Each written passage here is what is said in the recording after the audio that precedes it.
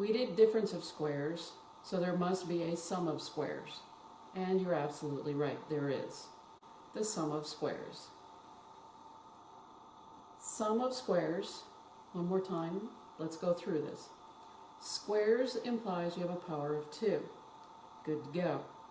Have a power of 2 here and a power of 2 here. Again, this is sometimes called the sum of 2 squares because you got 1 square here and 1 square here, there's 2 squares.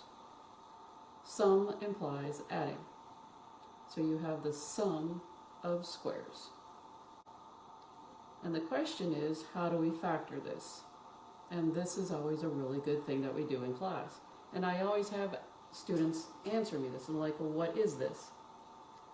And they go, let's try some possible combinations like we do in class. And I'll have students give me something like square minus triangle and square minus triangle.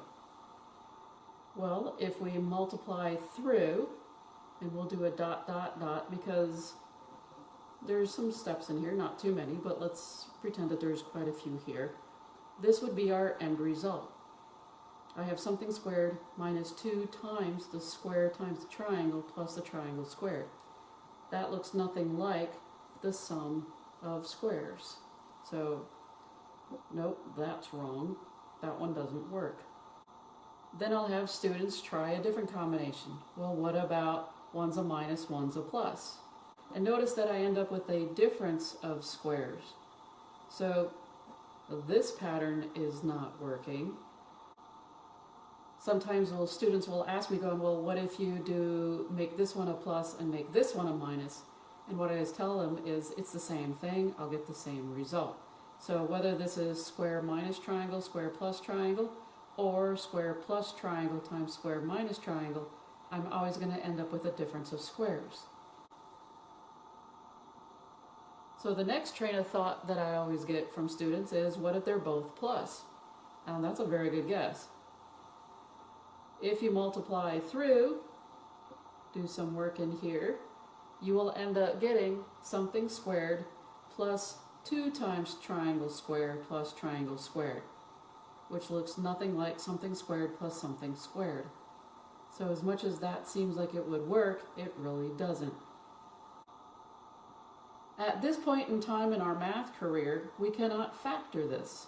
Later on we will see that we can, but we don't have those tools just yet. So what does that mean? How do we do these?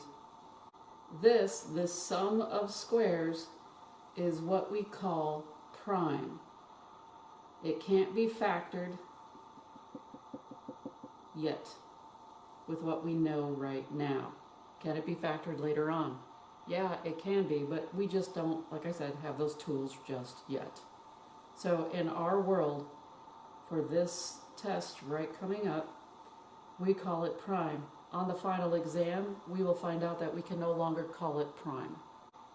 But for now, we don't know how to factor it, therefore this is just going to stay prime. Alright, so let's take a look at this example. When you are doing your homework, understand that there's going to be a mix of everything. What I'm showing you right now is just one solid thing of sum of squares.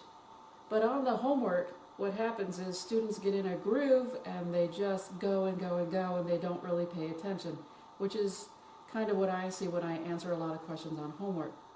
So you have something like 4 plus t squared. A lot of students, when they hit this one, they go, okay, you got squares. And I'll have students actually say, this is 2 squared plus t squared.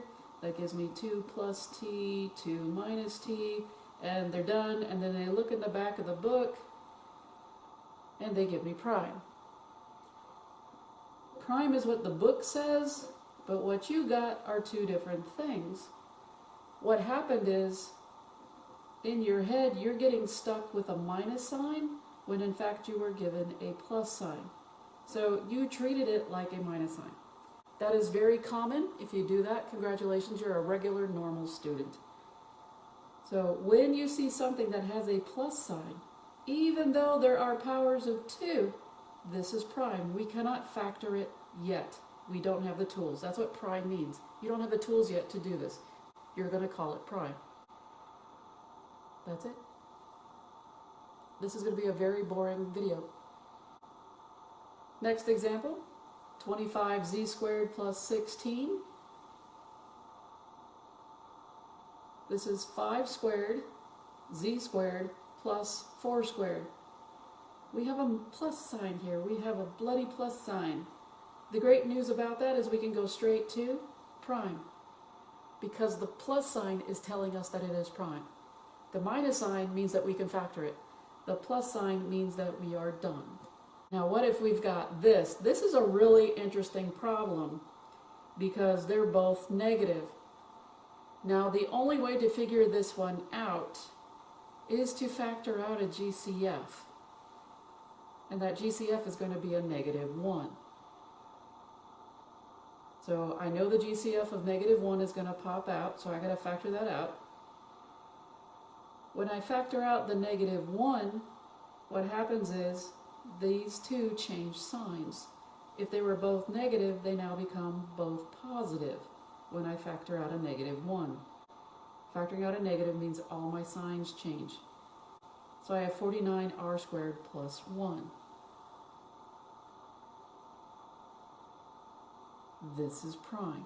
So there looks like there would be problems that look like you're going to be able to go further on it, or that it looks like it might turn into a difference of squares, but it really turns into a sum of squares.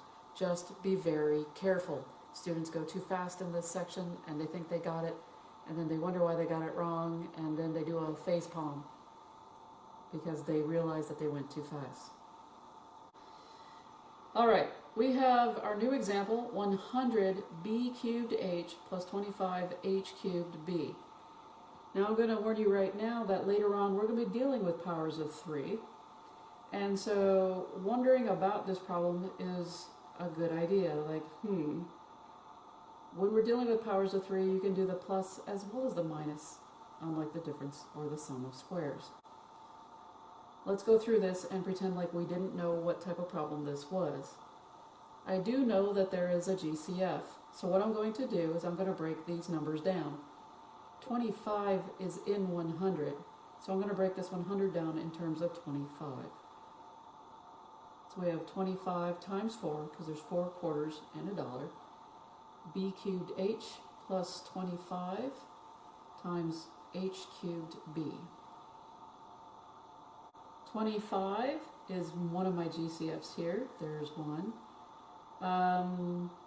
They both have a b in common, so if I take out one b, all right, I did that, and I can probably take out an h, so let me take out an h, and what I'm left with is 4bb plus hh, or you can put 1 in there if you so wish.